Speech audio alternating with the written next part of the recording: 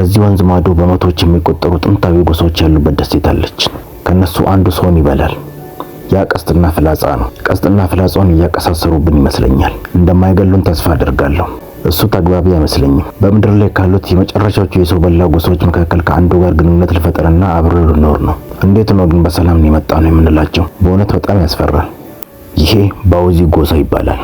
በፓፑዋ ጫካ ውስጥ በጥልቅ የሚገኝ እጅግ የተገለለ ጥንታዊ ጎሳ ሲሆን ከመጨረሻዎቹ በህይወት ካሉ ሰው በላዎቹ አንዱ እዚህ ይገኛል የሚል ወሬ አለ። ስለዚህ ለነሱ የሚሆን ስጦታ ይዣለሁ። ይሄ በመሰረቱ እንድንደራደርና እኛን እንዲቀበሉን የምናደርግበት መንገድ ነው። ጎሳው ከዓለም በጣም የተገለለ በመሆኑ እንደሚቀበሉን ወይም እንደሚገሉን ምንም የምናውቀው ነገር አልነበረም። ጨዋለን ክፈቱና በእጃችሁ ላይ አድርጉት። ይሄ ትንባሆ ነው። በእያንዳንዱ እንቅስቃሴያችን ህይወታችን ለአደጋ አጋልጠን ነበር። ኦ አምላክ አልወደደውም፣ በፍጹም አልወደደውም። እሺ ወንዶች ወደ ኋላ እንመለስ።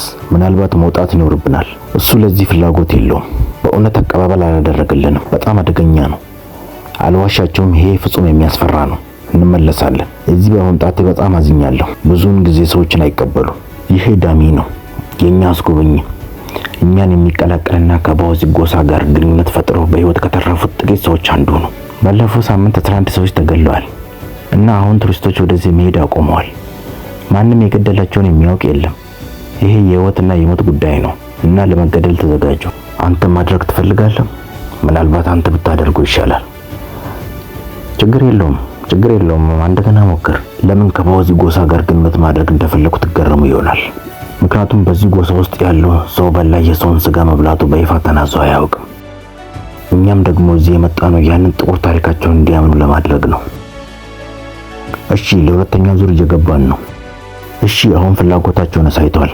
እምነታቸውን ለማግኘት መጀመሪያ ግንኙነት መፍጠር ነበረብን። ሰላም።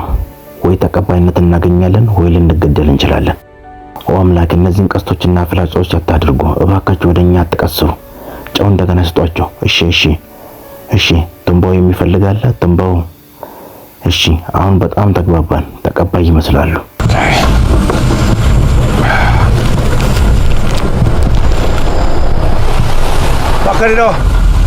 Macarino. Okay.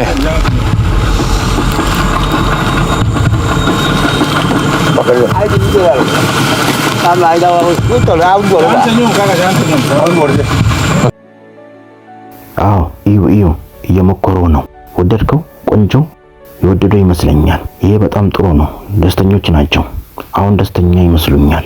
በትክክል ደስተኛ አይደሉም፣ ነገር ግን አለቃው የተቀበለን ይመስለኛል። ስለዚህ ከነሱ ጋር መሄድ እንችላለን። እኔ እንደማስበው እንደገባን ይሄን እንድንሰጣቸው ይፈቅዱልናል እና ከዛ ተስፋ እናደርጋለን እኛን አይበሉንም ወይም አይገሉንም ወይም ምንም አይነት እንግዳ ነገር አያደርጉብንም። ከጀልባው መውረድ እጅግ ተጋላጭ ያደርገናል። ኦ አምላኬ፣ ለመውጣት ፈርቻለሁ። እሺ፣ እኔ እወጣለሁ፣ ግን አንድ ሰው ቀድሞ መሄድ ነበረበት። እሺ፣ አመሰግናለሁ። አሪፍ ነው። ለእናንተ የሚሆን ነገር ይዣለሁ። እንዴት ምላሽ እንደሚሰጡ አላውቅም። ምን እንደምል ወይም ምን እንደማደርግ አላውቅም ነበር። እናም በደሴቱ ላይ ብቸኛው ሰው መሆኔ እጅግ በጣም የሚያስፈራ ነበር። ይሄ በጣም አሪፍ ነው። እሺ ዴሚ፣ እናንተ ሰዎች ልትመጡ ነው ወይንስ እኔ እዚህ ደሴት ላይ ብቻዬን ከሰው በላዎቹ ጋር ልቀር ነው? ሰላም ወንዶች፣ ከጎሳው ጋር ግንኙነት ፈጥሬ ነበር። እናም እኛ የሚገሉን አልመሰለኝም፣ ቢያንስ አሁን ላይ። ነገር ግን በዚህ ጎሳ ውስጥ ሰው በላውን ማግኘትና ማናዘዝ ቀላል አልነበረም።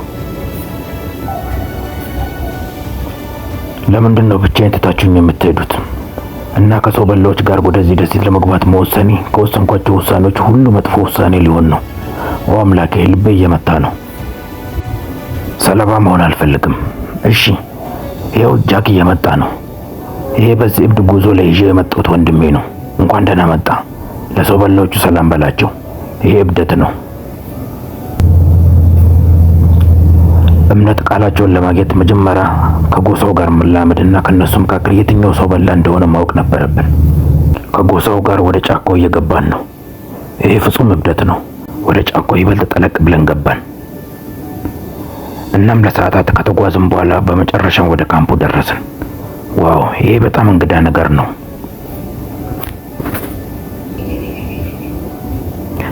አሁን ምን ማድረግ እንዳለብኝ አላውቅም። አሁን በትክክል እዚህ ደርሰናል። ዴሚ ጎሳዎቹ ከምግባቸው ጥቂቱን ሊያካፍሉ እንደሚፈልጉና እምቢ ማለት እንደሌለብን ነገረን። ዋው! ይሄ በጣም በጥሩ ሁኔታ በስሏል። ጎሳዎቹ በጣም ጥሩ አዳኞች በመሆናቸው ይታወቃሉ። ነገር ግን አሁን ልንገነዘብ እንደተቃረብነው ይሄ የቀረችው የመጨረሻው የስጋ ቅሬት ነበር። ህጎች አሉ። ከአለቃው ፈቃድ ውጪ መንካት አትችልም። ምንድን ነው ይሄ? አለቃው ወደዚህ ሲጋብዘን ፈቃድ ያለኝ መስሎኝ ነበር፣ ግን ተሳስቻለሁ። እውነቱን ለመናገር አሁን በጣም ግራ ተጋብቼ ነበር። እሺ፣ ያ ጥሩ አይሰማም። አንተ መጀመሪያ ያለ አለቃው መውሰድ አትችልም። ህጉ ያ ነው። ችግር የለውም። እኔ አለቃው ሊበላው ይችላል። ምግብ በዚህ ጎሳ ውስጥ ቅንጦት ነገር ነው እና ምንም ያለ አለቃው ፈቃድ አይበላም። ያለ አለቃው ፈቃድ ስጋውን አትንኩ። እና እኔ እውነቱን ለመናገር እሱ ያቀረበልኝ መስሎኝ ነበር። ያስፈራል።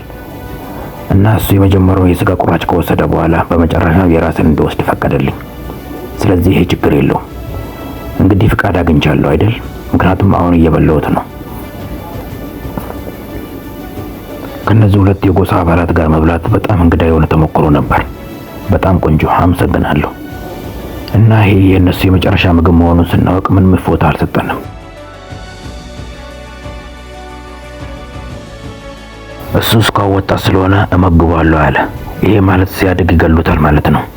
እሱ ያለው ያንን ነው። አዎ፣ ምክንያቱም ታዲያ በሆነ ምክንያት ይገሉታል ነው። ለምንድን ነው ካሜራማኑን የሚገሉት? ምክንያቱም እሱ ያለው ይገሉኛል ነው። ጎሳዎቹ ኃይለ ቃል ሲናገሩ የሰማነው ለመጀመሪያ ጊዜ ነበር። እና ይሄ ቀልዩን ወይም ማስፈራሪያ እርግጠኞች አልነበርንም፣ ግን በሆነ ምክንያት ለካሜራማናችን ፍቅር አሳይተዋል። እነዚህን ቃላቶች ደጋግመው ይናገራሉ እና እሱን መመገብ ማቆም አልፈለጉም። በእውነት አንተን መወፈር ይፈልጋሉ።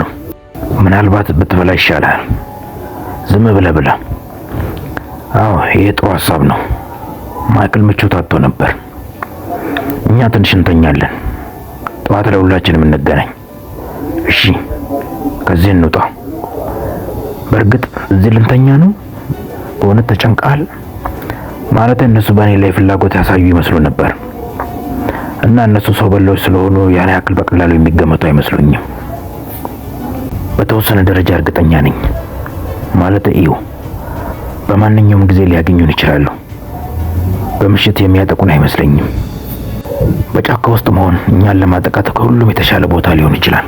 አዎ፣ እሺ፣ ልንተኛ ነው እና ጠዋት እንገናኛለን። ተስፋ እናደርጋለን። በሁለተኛው ቀን ጠዋት መነሳት ለኛ ከባድ ድንጋጤ ይዞ መጣ።